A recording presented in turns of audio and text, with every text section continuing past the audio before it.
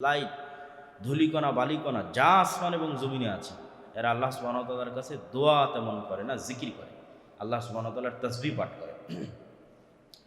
তাহলে ফেরেশতাদের ইবাদত জিকির, সকল সৃষ্টি জীবের ইবাদত জিকির। এই জন্য মানুষ যখন জিকির করবে তথা কোনো জিকিরকারী বান্দা যদি আল্লাহ সুবহানাহু ওয়া তাআলার জিকির করে, তাহলে একজন দোয়াকারী বান্দা দোয়া করে আল্লাহর কাছে যা চেয়েছে আল্লাহ জিকিরকারীকে তার চেয়ে বেশি দিয়ে দেয়। এগুলোর বিস্তারিত দলিল কোরআনের আয়াত এবং হাদিস থেকে আমরা তুলে ধরব ইনশাআল্লাহ। স্বাভাবিক যে কোনো ইবাদতের পুরস্কার নির্ধারিত, কিন্তু জিকিরকারীর পুরস্কার হচ্ছে আল্লাহ সুবহানাহু ওয়া তাআলার নৈকট্য। যেমন ফেরাউন যখন ওই জাদুকর, যে সমস্ত জাদুকরেরা সিজদা করলো আল্লাহর জন্য এবং সিজদা করে তারা মুসলমান হয়ে গেল, মুসা এবং হারুনের রবের উপর ঈমান আনয়ন করলো, তখন ফেরাউন তাদেরকে প্রস্তাব দিয়েছিল যে তোমরা যদি মুসা এবং হারুনের রবকে অস্বীকার করো তাহলে তোমাদেরকে শুধু পুরস্কৃত করা হবে না, তোমাদেরকে শুধু মন্ত্রী পরিষদে জায়গা দেওয়া হবে না, বরং আমার নিকটে স্থান দেওয়া হবে, নৈকট্য, স্পেশাল ক্লোজ সার্কেলের মধ্যে তোমাকে অন্তর্ভুক্ত করা হবে।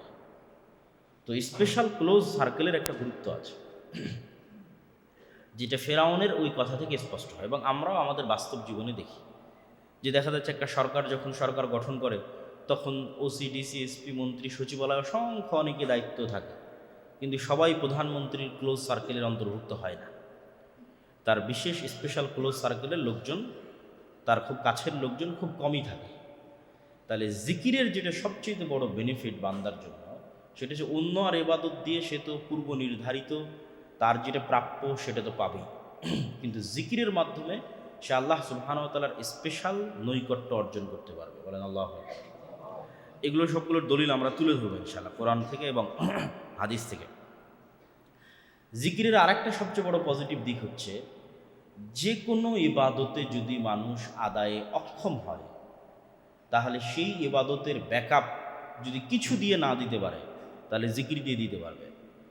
অন্য ইবাদতের ব্যাকআপ দেওয়ার একটা রাস্তা থাকে অর্থ দিয়ে, টাকা দিয়ে, যে আমার ইবাদতের যা কমতি আছে আর আমার গুনাহের যা কাফফারা আছে এগুলো সবগুলোর আমি ব্যাকআপ দিব, অতিরিক্ত টাকা ইনকাম করে সেই টাকা দান করে। কিন্তু একজন গরিব কীভাবে সেটার ব্যাকআপ দেবে? তো রাসূলুল্লাহ সাল্লাল্লাহু আলাইহি ওয়াসাল্লামের কাছে গরিব সাহাবীরা এসে যখন এই আবদার জানালেন, তখন আল্লাহ নবী তাদেরকে জিকির শিখিয়ে দিলেন যে তোমরা জিকির করো, সুবহানাল্লাহ, আলহামদুলিল্লাহ, আল্লাহু আকবার। এই জিকির দিয়ে তোমরা ধনীদের ইবাদতের কাছাকাছি পৌঁছে যাবা। আল্লাহু আকবার। তাহলে জিকির এমন একটি ইবাদত যা মানুষ সুস্থ, অসুস্থ, পবিত্র, অপবিত্র, শুয়ে, বসে, দাঁড়িয়ে, সর্বাবস্থায় শুধু যদি অন্তর এবং ব্রেন ঠিক থাকে আর শুধু যদি জিহ্বা নড়তে পারে তাহলে পৃথিবীর সকল ইবাদতের স্থলাভিষিক্ত হয়ে যাবে জিকির। মানুষকে সবচেয়ে সহজ মানুষের জন্য করা, অন্য সকল ইবাদতের কমতির যে ব্যাকআপ সেটি তৈরি করার জন্য, যেটা সে বিভিন্ন কারণে আদায় করতে পারছে। যেমন একজন অসুস্থ ব্যক্তি হজ করতে পারছে, কি দিয়ে সে হজের নেকি অর্জন করবে? অতিরিক্ত আল্লাহ সুবহানাহু ওয়া তাআলার জিকির দিয়ে সে একজন হাজির হজের সমপরিমাণ নেকি অর্জন করে ফেলতে পারে। কেননা জিকির করতে তো আর টাকা লাগবে না। ঠিক তেমন ধনী ব্যক্তি দান করবে, তো ধনী ব্যক্তির দানের সমান নেকি একজন গরিব মানুষ কিভাবে অর্জন করবে? জিকির দিয়ে অর্জন করবে।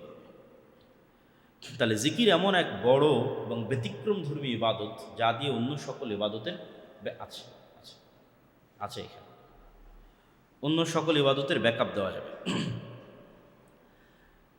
তারপরের পয়েন্ট হচ্ছে, পৃথিবীর যত শক্তিশালী, যত অসম্ভব কাজ হোক অথবা যত বড় সমস্যা হোক, দুটো পয়েন্ট, পৃথিবীর যত বড় অসম্ভব কাজ হোক এবং যত ভয়ঙ্কর বিপদ হোক, সকল অসম্ভবকে সম্ভব করা সম্ভব এবং সকল ভয়ঙ্কর বিপদকে দূরীভূত করা সম্ভব আল্লাহ সুবহানাহু ওয়া তাআলার জিকিরের মাধ্যমে। এমন কোনো অসম্ভব পৃথিবীতে নাই যেটা সম্ভব নয় আল্লাহর জিকির দিয়ে, এবং এমন কোনো সমস্যা পৃথিবীতে নাই যে সমস্যা দূর করা সম্ভব নয় আল্লাহ সুবহানাহু ওয়া তাআলার জিকির দিয়ে। এবং এগুলোরও আমরা দলিল ধীরে ধীরে তুলে ধরবো ইনশাআল্লাহ। মুসা আলাইহিস সালাতু ওয়াস সালাম যখন মহাশক্তিশালী ফেরাউনের বিপরীতে দাওয়াত দিতে গেলেন, তো মুসা আলাইহিস সালাতু ওয়াস সালামের তুলনা ফেরাউনের সাথে বহু বক্তব্যে আমি করেছি যে আমাদের রাজশাহী, চাঁপাইনবাবগঞ্জ অথবা ঢাকা, নারায়ণগঞ্জ, নরসিংদীর একদম গ্রামের অজপাড়া গায়ের একজন কৃষককে যদি বলা হয় যাও আমেরিকার প্রেসিডেন্ট ডোনাল্ড ট্রাম্পের কাছে দাওয়াতি কাজ করতে হবে, তাহলে এই ঢাকার এই সাধারণ মানুষ, ঢাকার এই রিক্সা চালক আমেরিকার ডোনাল্ড ট্রাম্পের কাছে যা দুর্বল, আজ থেকে 5000 বছর আগে মুসা আলাইহিস সালাম ফেরাউনের কাছে তার চেয়ে বেশি দুর্বল ছিল। কেননা মুসা আলাইহিস সালামকে যখন ফেরাউনের দরবারে যেতে বলা হয়েছে তখন উনি ফেরাউনের দরবারে ফাঁসির মৃত্যুদণ্ডপ্রাপ্ত আসামি। যখন ওনাকে যেতে বলা হয়েছে তখন উনি নিজ বাড়িতে নাই, পলাতক 10 বছর থেকে। যখন ওনাকে যেতে বলা হয়েছে তখন উনি 10 বছর থেকে মানুষের বাড়ির কাজের লোক।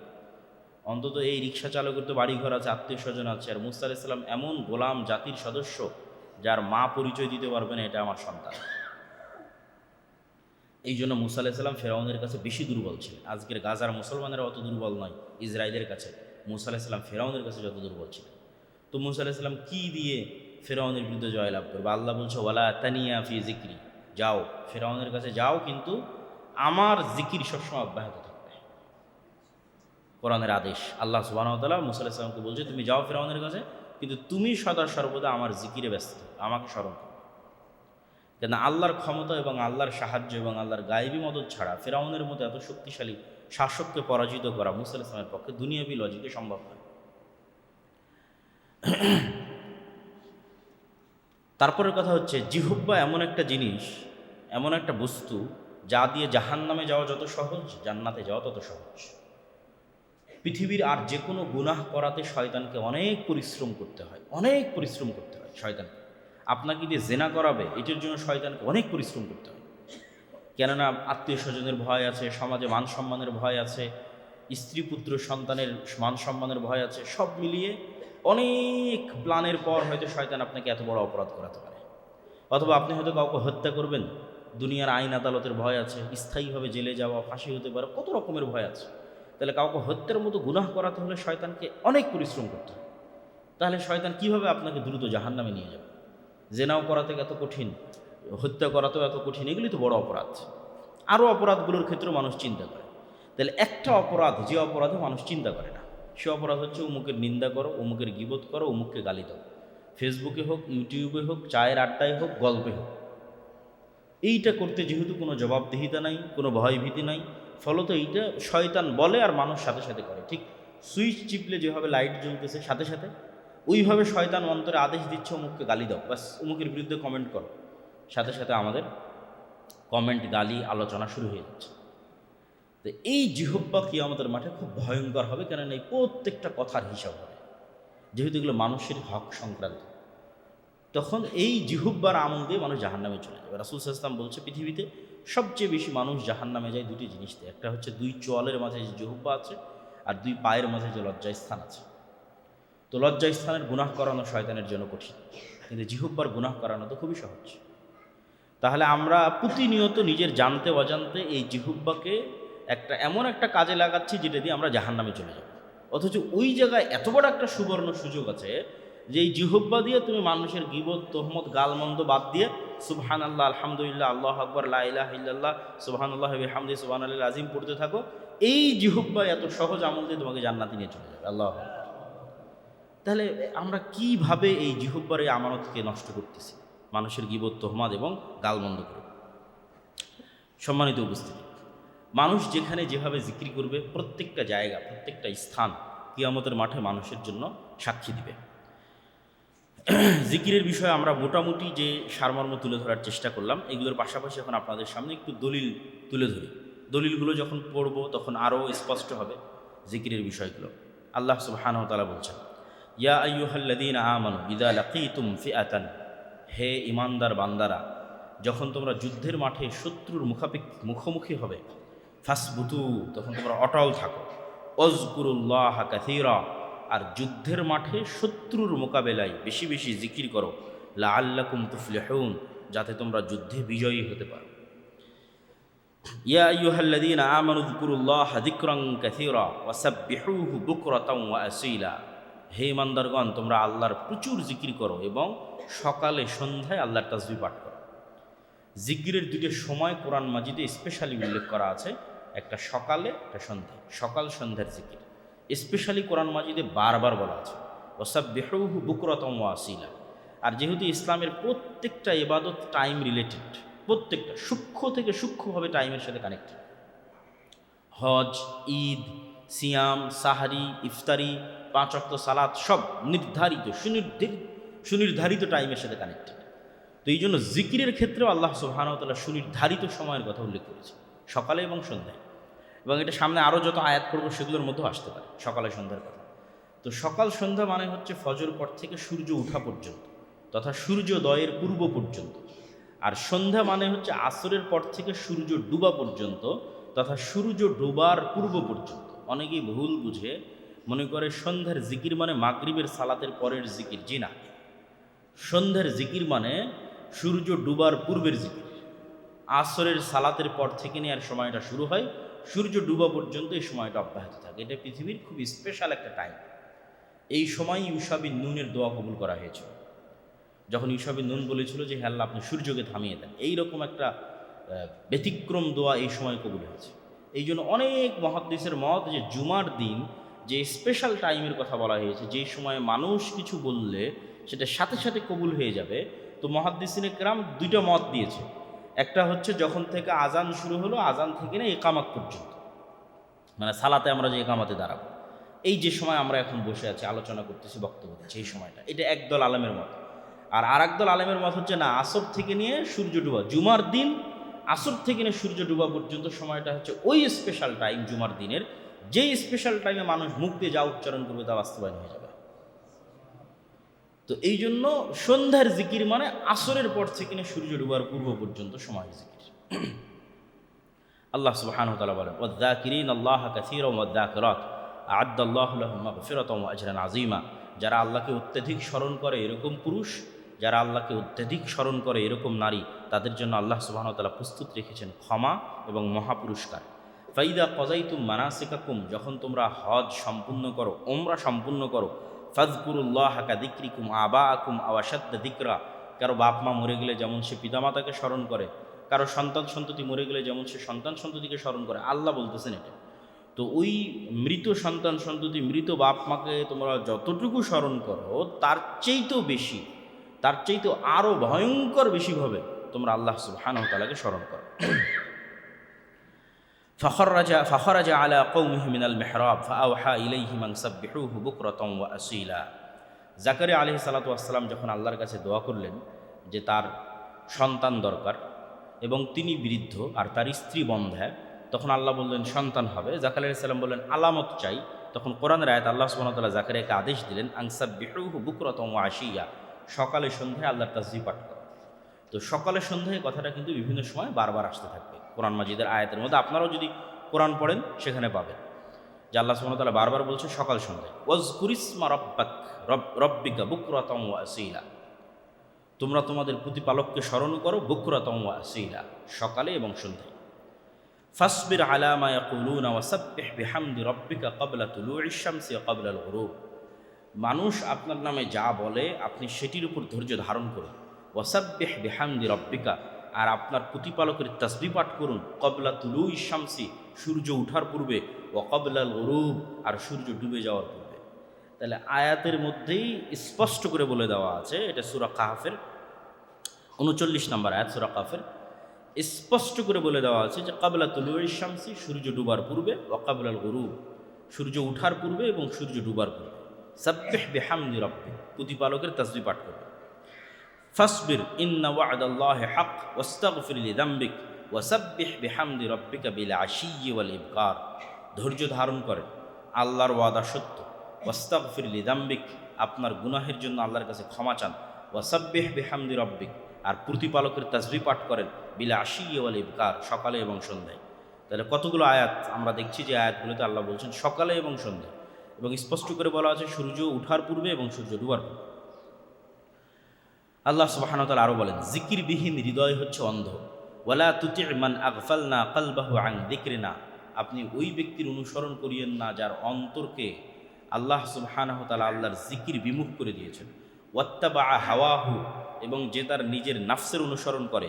ওয়া কানা আমরুহু ফুরতা, এবং সে কাজে কর্মে সীমাকে অতিক্রম করে গেছে, সীমাকে লঙ্ঘন করে ফেলেছে। তো যার অন্তর আল্লাহ সুবহানাহু ওয়া তাআলার জিকির বিমুখ, তার অন্তর হচ্ছে অন্ধ।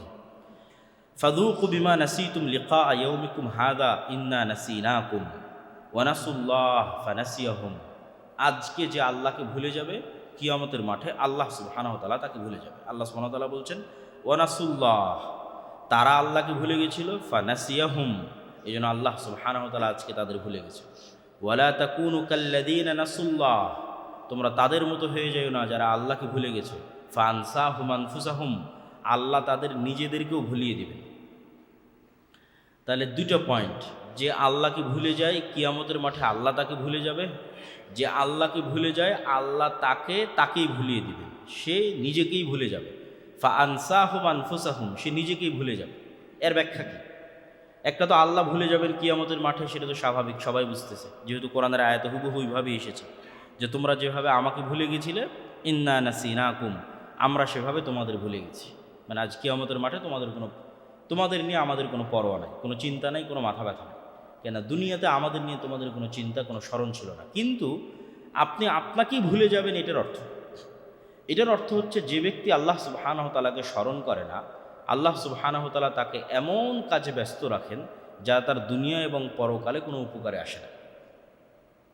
যে আল্লাহ সুবহানাহু ওয়া তাআলাকে ভুলে যায়, আল্লাহ সুবহানাহু ওয়া তাআলা তাকে এমন কাজে ব্যস্ত রাখেন যে কাজে তার দুনিয়া এবং পরকালে কোনো উপকার আসে না। এই সারাদিন মোবাইল চালাচ্ছে, ফেসবুক, ইউটিউব, টুইটারে ব্যস্ত আছে, ঠিক আছে, মদ জুয়ার আড্ডায় ব্যস্ত আছে, সন্ত্রাস চাঁদাবাজিতে ব্যস্ত আছে, তথা এমন কাজে ব্যস্ত আছে যেখানে তার দুনিয়াও ধ্বংস হচ্ছে, জুয়াতে ব্যস্ত আছে যেখানে তার পরকালও ধ্বংস হচ্ছে। তাহলে এই ব্যক্তি তার নিজেকে ভুলে গেছে, তার নিজের কোথায় উপকার সেটাই সে জানে না। এটা হচ্ছে আল্লাহকে ভুলে যাওয়ার শাস্তি। যে কোনো বিপদ দূর হয়ে যেতে পারে আল্লাহ সুবহানাহু ওয়া তাআলার জিকিরে। ফালাউলা আন্নাহু কানা মিনাল মুসাব্বিহিন লা লাবিসা ফি বাতনিহি ইলা ইয়াউমি ইউবাআসুন, যদি ইউনুস মাছের পেটে আল্লাহ সুবহানাহু ওয়া তাআলাকে স্মরণ না করত, তাহলে আমি আল্লাহ ইউনুসকে মাছের পেটে কিয়ামত পর্যন্ত রেখে দিতাম। যদি সে তাসবিহ পাঠ না করতো। ইউনুস আলাইহিস সালাম কিন্তু মাছের পেটে বলেননি যে আল্লাহ আপনি আমাকে বাঁচান, দোয়া নাই কিন্তু। আপনারা ওইটার অনুবাদ পড়ে দেখবেন যে লা ইলাহা ইল্লা আনতা সুবহানাকা ইন্নী কুনতু মিনাজ জালিমিন, এটার মধ্যে এই দোয়া নাই যে আল্লাহ আমি মাছের পেটে বিপদে আছি, আপনি আমাকে বাঁচান। কেন দোয়ার চেয়েতেও পাওয়ারফুল হচ্ছে জিকির।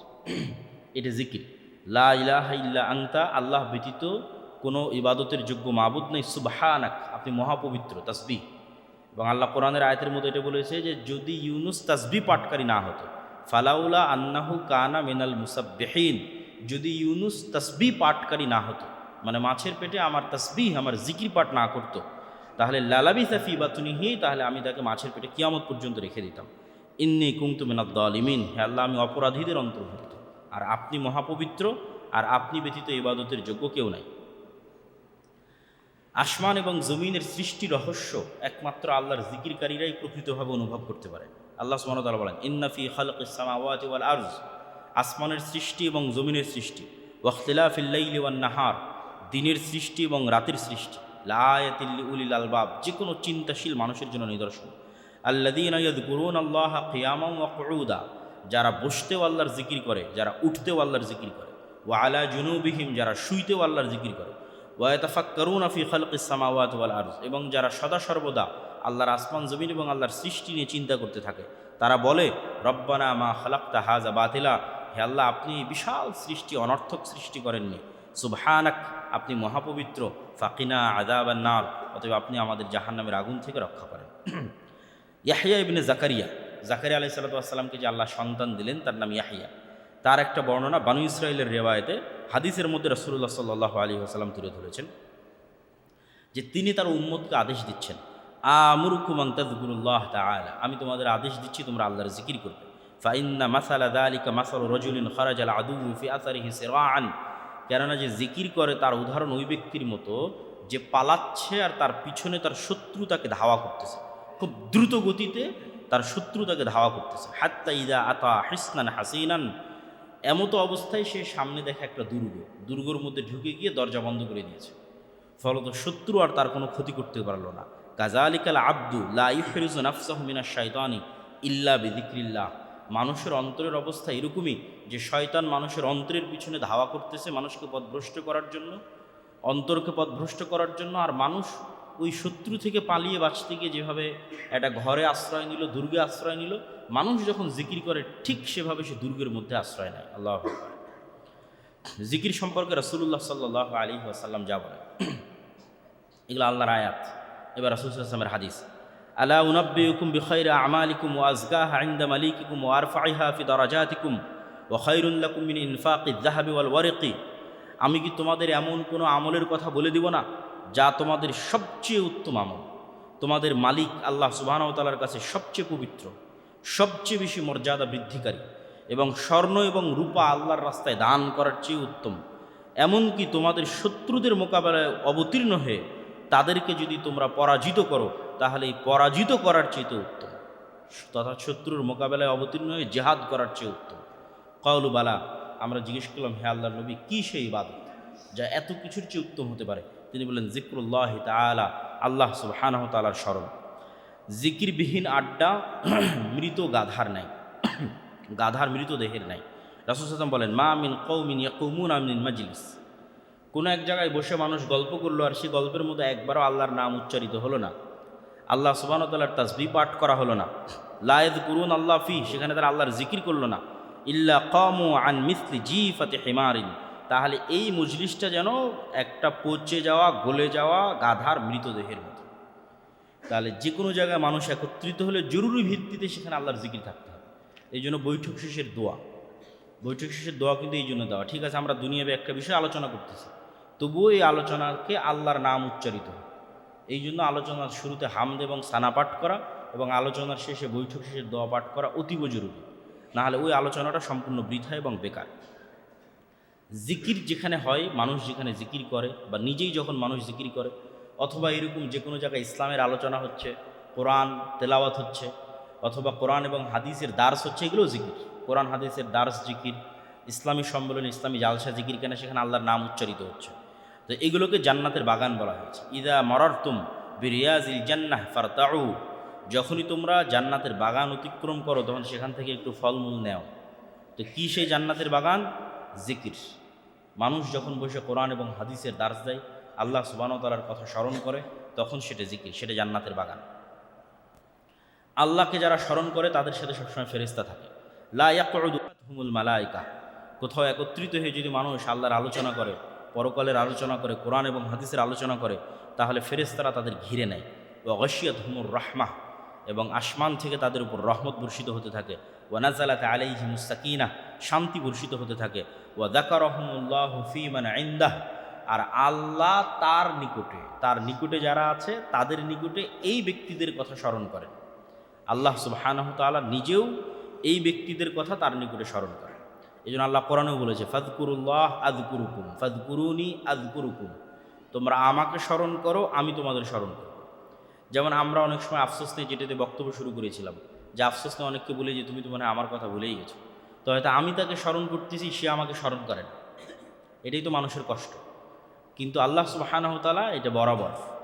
মানুষ যদি দিনে রাতে আল্লাহ সুবহানাহু ওয়া তাআলাকে 24 ঘন্টা স্মরণ করে, তা আল্লাহ সুবহানাহু ওয়া তাআলা 24 ঘন্টা ওই মানুষকে স্মরণ করবেন যে মানুষটা আল্লাহকে স্মরণ করতেছে, যেটা পৃথিবীর অন্য কারো ক্ষেত্রে আপনি কখনোই কল্পনা করতে পারবেন না। যে আপনি আপনার স্ত্রীর ভালোবাসায়, আপনার বন্ধুর ভালোবাসায়, আত্মীয় স্বজনের ভালোবাসায়, বাপের ভালোবাসায় স্মরণ করছেন, তো বাপও আপনাকে স্মরণ করছে, এটা অসম্ভব, এটা হয় না পৃথিবীতে। এটা একমাত্র সমানে সমান হয় আল্লাহ সুবহানাহু ওয়া তাআলার সাথে। যে হৃদয় আল্লাহর জিকির করে সে হৃদয় জীবিত, যে হৃদয় আল্লাহর জিকির করে না সে হৃদয় মৃত। মাসালুল্লাযী ইয়াযকুরু রাব্বাহ ওয়াল্লাযী লা ইয়াযকুরু রাব্বাহ মাসালুল হাইয়্যি ওয়াল মাইয়্যিত, যে আল্লাহকে স্মরণ করে তার হৃদয় জীবিত, যে আল্লাহকে স্মরণ করে না তার হৃদয় মৃত। আনা ইনদা যন্নি আবদি বি ওয়া আনা মাআহু ইযা যাকারানি ফাইযা যাকারানি ফি নাফসিহি যাকারতুহু ফি নাফসি ওয়া ইন যাকারানি ফি মালাইন যাকারতুহু ফি মালাইন খায়রিম মিনহুম। আমি আমার বান্দার ধারণা অনুযায়ী আচরণ করি। আল্লাহ সুবহানাহু ওয়া তাআলা বলছেন হাদিসে কুদসি, আমি আমার বান্দার ধারণা অনুযায়ী আলোচনা করি, আর আমি আমার বান্দার সাথে থাকি যতক্ষণ আমার বান্দা আমাকে স্মরণ করে। আমার বান্দা যদি আমাকে মনে মনে স্মরণ করে, আমি আল্লাহ সুবহানাহু ওয়া তাআলা তাকেও মনে মনে স্মরণ করি। আমার বান্দা যদি আমাকে বিশাল মাজমা এবং মাজলিসের মধ্যে স্মরণ করে, আমি আল্লাহ সুবহানাহু ওয়া তাআলা সে যেই মাজলিসে আমাকে স্মরণ করতেছে তার চেয়ে শ্রেষ্ঠতম মাজলিসে তাকে স্মরণ করি, মানে ফেরেশতাদের মাজলিসে, সেখানে তার নাম উচ্চারণ করি, সে যেমন আমার নাম মজলিসে যদি উচ্চারণ করে তো আমি তার নাম তার চেয়ে শ্রেষ্ঠতম মজলিসে উচ্চারণ করি। জান্নাতবাসীদের একমাত্র আফসোস আল্লাহ সুবহানাহু ওয়া তাআলার জিকির। জাহান্নামীদের আফসোস নয়, জান্নাতবাসীদের আফসোস। লাইসা ইয়াতাহাসসারু আহলুল জান্নাহ আলা শাইইন ইল্লা আলা সাআতিন মাররাত বিহিম লাম ইয়াযকুরুল্লাহ ফিহা। জান্নাতে যাওয়ার পর জান্নাতবাসীরা ওই একটা সেকেন্ড সময়ের জন্য আফসোস করবে, ওই একটা ঘন্টার জন্য আফসোস করবে, ওই একটা দিনের জন্য আফসোস করবে, যে একটা দিন, যে একটা ঘন্টা, যে একটা সেকেন্ড সে জিকিরবিহীন অতিক্রম করেছে, জিকিরবিহীন পার করেছে, সেটার জন্য সে জান্নাতে বসে আফসোস করবে। জিকির ছাড়া সকল কথা বনি আদমের বিরুদ্ধে, আদম সন্তানের বিরুদ্ধে। কালাম ইবনু আদম কুল্লুহু আলাইহি, আদম সন্তানের প্রত্যেক কথার হিসাব হবে, তার বিরুদ্ধে দাঁড় করানো হবে। তার কথা ঠিক বললো না মিথ্যা বললো না ভুল বললো, গীবত করলো না অপবাদ দিল, বিচার হবে। লা লাহু, তার পক্ষে কাজ করবে না। শুধু তার পক্ষে কাজ করবে কি? ইল্লা আমরন বিমারুফিন, সৎ কাজের আদেশ দেয়। আও নাহিয়ান আন মুনকারিন, অসৎ কাজ থেকে বাধা দেয়। আও যিকরান লিল্লাহি আযজা ওয়া জাল্লা, অথবা আল্লাহ সুবহানাহু ওয়া তাআলার স্মরণ করে। একমাত্র আল্লাহ সুবহানাহু ওয়া তাআলার স্মরণের যে বাক্যগুলো, এই বাক্যগুলোই তার পক্ষে কাজ করবে, আর বাকি সবগুলোর হিসাব হবে, তথা তাকে জবাবদিহিতার মুখোমুখি হতে হবে কথাগুলোর জন্য। রাসূল সাল্লাল্লাহু আলাইহি ওয়াসাল্লামকে জিজ্ঞেস করা হলো, আইয়ুল আমালি আহাব্বু ইলাল্লাহ, আল্লাহর নিকটে সবচেয়ে প্রিয় আমল কোনটি? রাসূল সাল্লাল্লাহু আলাইহি ওয়াসাল্লাম বলেন, আন তামুতা ওয়া লিসানুকা রাতবুন মিন যিকরিল্লাহি আযজা ওয়া জাল্লা। এটাই আল্লাহর নিকটে সবচেয়ে প্রিয়, যে মানুষ মৃত্যুর মুখোমুখি এমত অবস্থায় তার জিহ্বা সিক্ত আছে আল্লাহ সুবহানাহু ওয়া তাআলার জিকিরে। এটা পৃথিবীর সবচেয়ে বড় নেয়ামত, যে মানুষ এমন অবস্থায় পৃথিবী থেকে বিদায় নিচ্ছে যখন তার জিহ্বা আল্লাহর স্মরণে সিক্ত আছে। আর এটা অবশ্যই দুনিয়ার অভ্যাস ছাড়া সম্ভব নয়।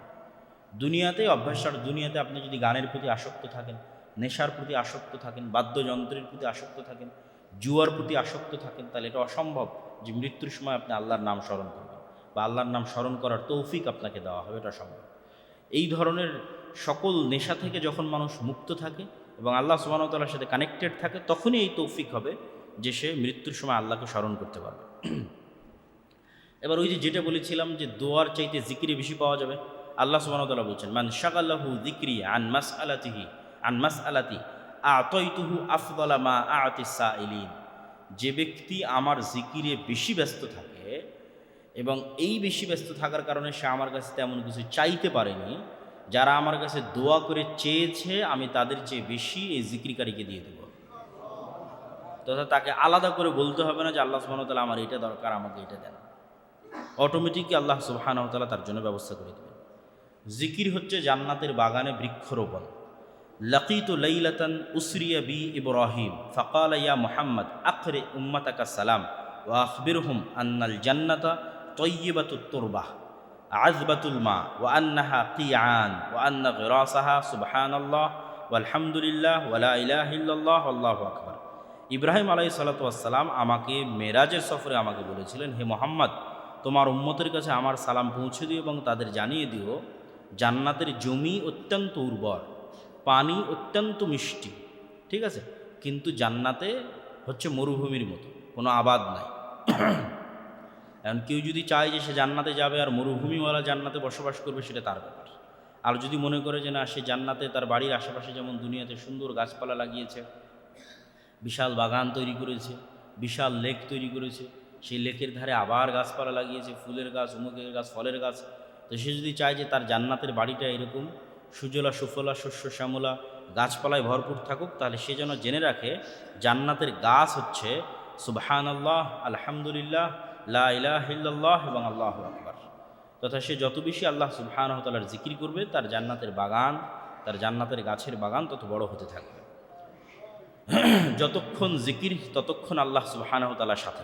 আনা মা আবদি মা যাকারানি ওয়া তাহাররাকাত বি শাফাতাহু, আমি ততক্ষণই আমার বান্দার সাথে যতক্ষণ আমার বান্দা আমার জিকিরে তার ঠোঁট এবং তার জিহ্বাকে নড়াতে থাকে। আল্লাহ সুবহানাহু ওয়া তাআলাকে স্মরণ করলে তিনিও স্মরণ করেন, এটা আমরা আগেই বলেছি।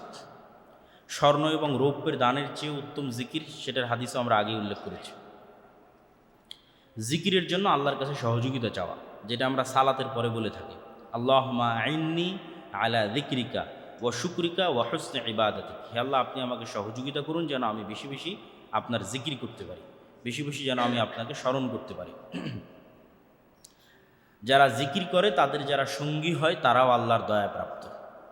ইন্না লিল্লাহি মালাইকাতান ইয়াতুফুনা ফিত তুরুক, আল্লাহর কিছু ফেরেশতা আছে যারা জমিনে শুধু বিচরণই করতে থাকে। ইয়ালতামিসুনা আহলা জিকির, খুঁজতে থাকে কে কোথায় আল্লাহকে স্মরণ করছে। ফাইজা ওয়াজাদু কওমান ইয়াযকুরুন আল্লাহ, যখনই দেখে কোথাও কেউ আল্লাহকে স্মরণ করছে বাকি ফেরেশতাদের সেখানে ডেকে নেয়। হালুম্মু ইলা হাজাতুকুম, আসো আসো, এই যে এখানে আমরা একজন আল্লাহকে স্মরণকারী ব্যক্তি পেয়েছি। ফায়াহুফুনাহুম বিআজনিহাতিহিম ইলাস সামাঈদ দুনিয়া, তারা তখন সকল ফেরেশতা সেখানে একত্রিত হয়ে তাদের পাখা দিয়ে ওই ব্যক্তির মাথা থেকে না একদম নিম্ন আসমান পর্যন্ত ঘিরে ফেলে। ফায়াস আলুহুম রব্বাহুম ওয়া হুয়া আ'লামু মিনহুম মা ইয়াকুলু আবদি, আল্লাহ যদিও জানে যে তার বান্দা কি জিকির করছে, তারপরেও আল্লাহ সুবহানাহু ওয়া তাআলা ফেরেশতাদের জিজ্ঞেস করেন যে আমার বান্দা কি বলে। তখন ফেরেশতারা উত্তরে বলে ইউসাব্বিহুনাক ওয়া ইউকাব্বিরুনাক ওয়া ইয়াহমাদুনাক, আপনার বান্দা আপনার তাসবিহ পাঠ করছে, আপনার বান্দা আল্লাহু আকবার তথা আপনার বড়ত্ব বর্ণনা করছে, ওয়া ইয়াহমাদুনাক আপনার প্রশংসা করছে, ওয়া ইউমাজ্জিদুনাক এবং আপনার শ্রেষ্ঠত্ব বর্ণনা করছে। ফায়াকুল উশহিদুকুম আন্নী গফারতু লাহু, হে ফেরেশতারা তোমরা সাক্ষী থাকো আমি আমার এই বান্দাকে ক্ষমা করে দিলাম। ফায়াকুলু মালাকুম মিনাল মালাইকাহ, তখন ফেরেশতাদের একজন ফেরেশতা বলে হে আল্লাহ, এর সাথে আরও একজন বসে আছে যে এই উদ্দেশ্যে আসেনি, দুনিয়াবি কোনো উদ্দেশ্যে সেখানে এসেছে।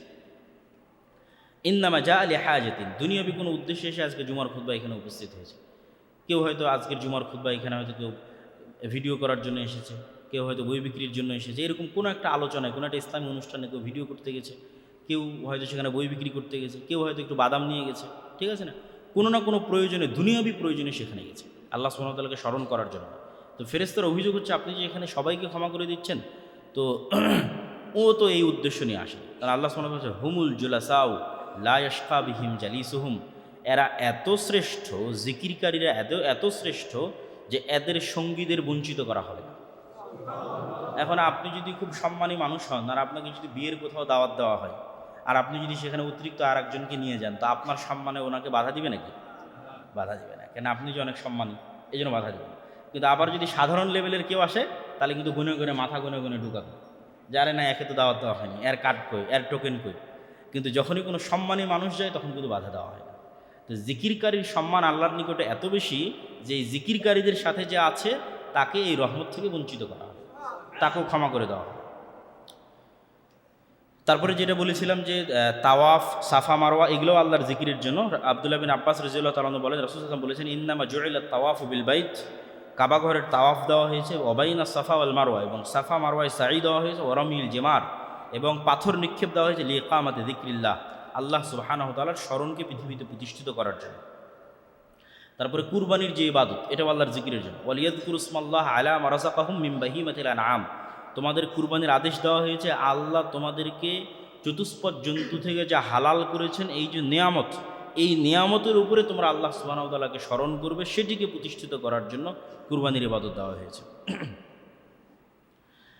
এবং মানুষ যেখানে যেটাই উচ্চারণ করুক না কেন সেই জায়গা সাক্ষী দিবে। রাসূল সাল্লাল্লাহু আলাইহি ওয়াসাল্লাম বলেন ফাইন্নাহু লা ইয়াদউ জাবহাতাহু আলা শাইইন মিনাল আরদ ইল্লা শাহিদা লাহু ইয়াউমাল কিয়ামাহ, মানুষ যেখানে যা উচ্চারণ করবে জিকির, সুবহানাল্লাহ, আলহামদুলিল্লাহ, কোরআন তেলাওয়াত, তার প্রত্যেকটা জায়গা কিয়ামতের মাঠে সাক্ষী দিবে। এমনকি লা ইয়াসমাউ মাদা সাউতিল মুআদ্দিন জিন্নুন ওয়ালা ইনসুন ওয়ালা শাইউন ইল্লা শাহিদা লাহু ইয়াউমাল কিয়ামাহ, মুআজ্জিন যখন আজান দেয় এটাও তো জিকির, এই মুআজ্জিনের আজান যত দূর পর্যন্ত শুনতে পায় জীব জন্তু, জড়বস্তু, জড় পদার্থ, কীট পতঙ্গ, মানুষ, জিন, এরা সব কিয়ামতের মাঠে মুআজ্জিনের পক্ষে সাক্ষী দিবে।